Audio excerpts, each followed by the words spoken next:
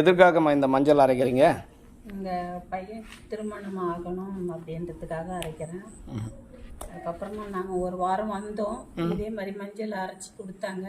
நான் சாப்பிட்டு இருக்கேன். சாப்பிட்டு எனக்கு வந்து பேக் பெயின் இருந்துச்சு. இதுவே நான் எப்படி அரைக்க போகிறேன் நிஜமாக நினச்சேன். என்னால் அரைக்க முடிஞ்சுது. அதனால நான் அரைக்கிறேன் அப்படின்னு சொல்லிட்டு வேண்டிட்டேன். இப்போ இந்த மஞ்சள் சாப்பிட்டா குணமாகுதுன்னு சொன்னாங்க. அதான் செஞ்சு பார்க்கலாம், சாப்பிட்டு பார்க்கலான்னு சாப்பிட்டேன்.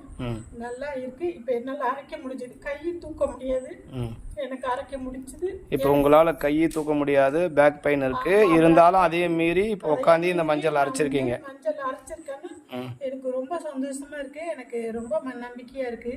இதே மாதிரி எங்கள் பையனுக்கு வந்து சீக்கிரம் கல்யாணம் ஆகிடணும், பொண்ணு கிடைக்கணும் அப்படின்ட்டு எனக்கு ரொம்ப மனசு வருத்தமாக இருந்துச்சு.